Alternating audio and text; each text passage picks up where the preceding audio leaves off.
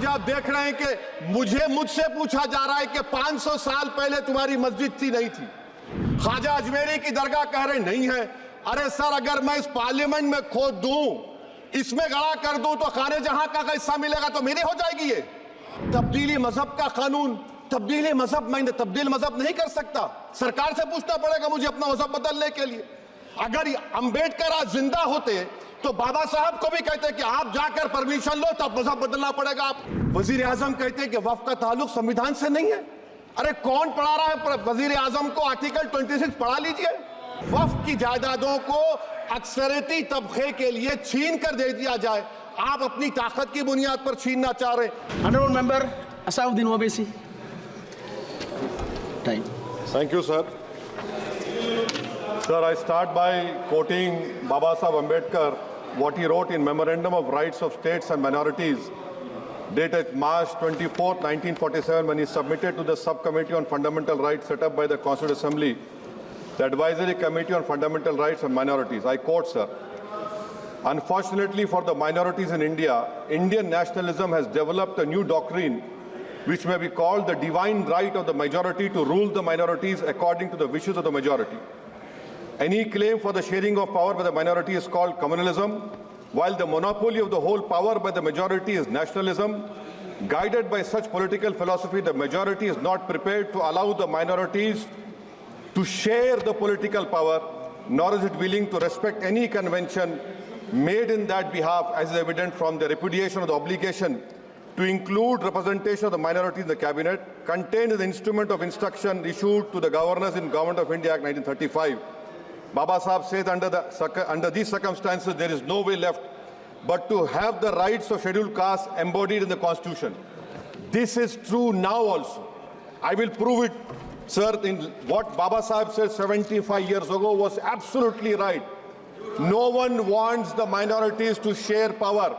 I'll give you an example, sir. In this August House 75 years ago, when Maulana Azad stood up and said that what safeguards the Muslims have before the partition, those safeguards should be given to the Muslims. That was political representation, reservation. You know what Sardar Patel instructed Mr. Abid Hussain and Begum Aizaz Rasool to censure Maulana Azad. And Maulana Azad felt claustrophobic. And Maulana Azad said that this Constituent Assembly has become a new prison for me. Maulana Azad said this in the Constituent Assembly, sir. Now what we see is that, sir, आप देख रहे हैं कि उसके बाद जो constituencies को बनाया गया असेंबली और पार्लियामेंट की हदबंदी हुई, वो इस तरीके से उसको तरतीब दी गई कि अक्सरती तबके के लोग जीत जाएं और मुस्लिम अक़लियत के लोग कामयाब होने में बड़ी मुश्किलात पेश आए। इसीलिए 2007 में सच्चर कमेटी ने कहा था, सिफारिशात में कहा कि अब जब हदबंदी होगी तो माकूल तरीके से बनाया जाए ताकि मुसलमान पार्लियामेंट और असेंबली के इलेक्शन जीत सके।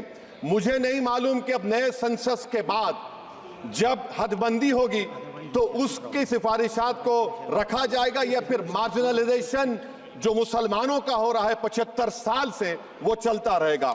सर, जब पार्लियामानी जमहूरियत की कामयाबी किस बुनियाद पर होती है? पार्लियामानी जमहूरियत की कामयाबी का पैमाना मैं आपको बताता हूं। Article 25, article 26, article 29, article 30, article 14, article 21, ये 4 बुनियादी राइट्स है आइन में, जिसको हम सामने रखकर मैं आपको बताऊंगा कि क्या वाकई में उन कमजोर तबकात से इंसाफ हुआ। मिसाल के तौर पर आर्टिकल 15 और 16, सर, 1950 का प्रेसिडेंशियल ऑर्डर निकला, तारीखी नाइंसाफी के खात्मे के लिए रिजर्वेशन दिया गया, तारीखी नाइंसाफी के लिए हजारों साल के जुल्म की बिना पर, मगर उनको नहीं मिला जिनका मजहब इस्लाम और मुसलमान था, जो भी उनसे भी नाइंसाफी जुल्म हुआ। दूसरी बात, सर, दूसरी बात, दफा 25 में प्रोफेस कहा गया, आर्टिकल 25 टॉक्स प्रोफेस। सर, आज मेरी बेटियों को गवर्नमेंट के एजुकेशन इदारों में हिजाब पहनने से रोका जा रहा है, तो ये आर्टिकल 25 का प्रोफेस कहां तक कामयाब हुआ, ये अक्लमंद लोगों पर छोड़ता हूं। प्रैक्टिस, सर, आर्टिकल 25 में अमल करना। कई रियासतों ने ऐसा कानून बना दिया कि आप ये नहीं खा सकते, आप वो नहीं खा सकते, कैटल स्लॉटर एक्ट का एक्ट बना दिया। आप बताइए कि हरियाणा, राजस्थान में पुलिस की अख्तियारात गौरक्षक को दे दिए और उन अख्तियारात का बेजा इस्तेमाल मॉब लिंचिंग में हुआ। किसका हुआ? एक लड़का था साबिर मलिक बंगाल का, मार के पीट कर मार दिया गया। क्यों? क्योंकि उसने बीफ खाया, बाद में मालूम हुआ नहीं खाया। जुनैद और नसीर को गाटमीका के थे, उनको जिंदा जला दिया गया।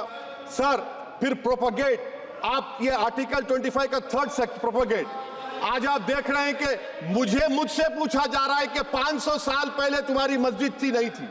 ख्वाजा अजमेरी की दरगाह कह रहे नहीं है। अरे सर, अगर मैं इस पार्लियामेंट में खोद दूं, इसमें गड़ा कर दूं, तो खाने जहां का हिस्सा मिलेगा तो मेरी हो जाएगी ये। आप बताइए। अब आप देखिए ये प्रोपगेट क्या हो रहा है। अच्छा, जो तब्दीली मजहब का कानून, तब्दीली मजहब, मैं तब्दील मजहब नहीं कर सकता, सरकार से पूछना पड़ेगा मुझे अपना मजहब बदलने के लिए। अगर अंबेडकर आज जिंदा होते तो बाबा साहब को भी कहते कि आप जाकर परमिशन लो, तब मजहब बदलना पड़ेगा आपको। ये हालात आज यहां पर पैदा हो चुकी है। सर आर्टिकल 26 देखिए, it gives religious denomination the right to establish and maintain institution for religion charitable. वजीर आजम कहते हैं कि वक्फ का ताल्लुक संविधान से नहीं है।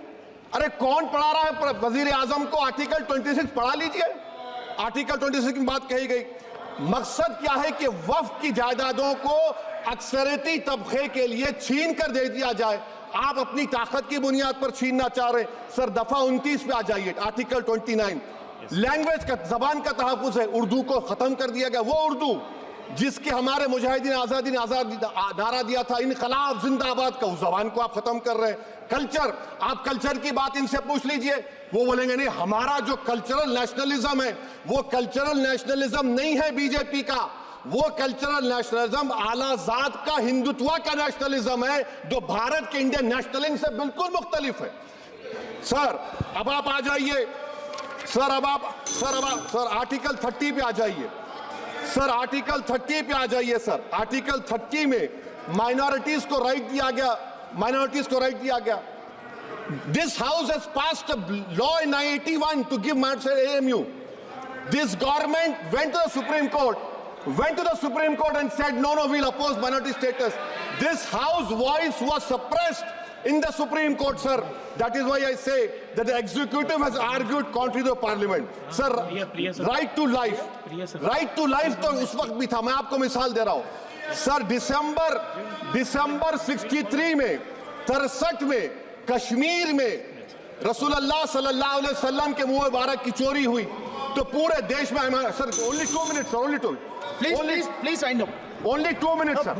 Please, sir, only 2. Time is not there. Prime Minister has to. Sir, I'm concluding. I'm concluding. Raja Sahab, I'm concluding.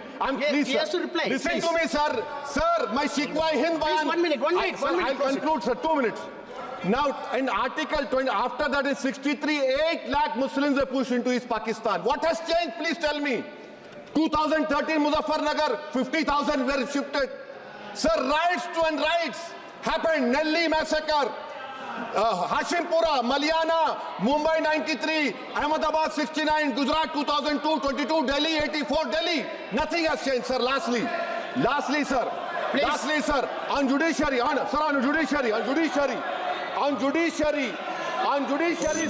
concluding. On judiciary, sir, CAA is not being heard.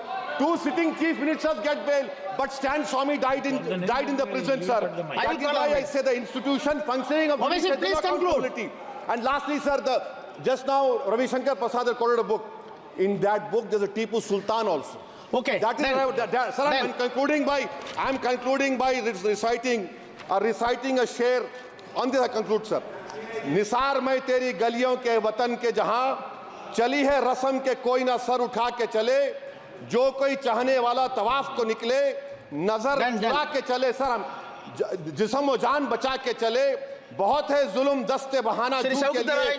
Sir हम जो चंद अहले जुनू तेरे नाम ले वाले इख्तिदार की कुर्सियों पर बैठने वाले जो लोग थे और है वो इंटेलेक्चुअली डिसऑनेस्ट है। संविधान सच्चा है। जय भीम, आइन जिंदाबाद।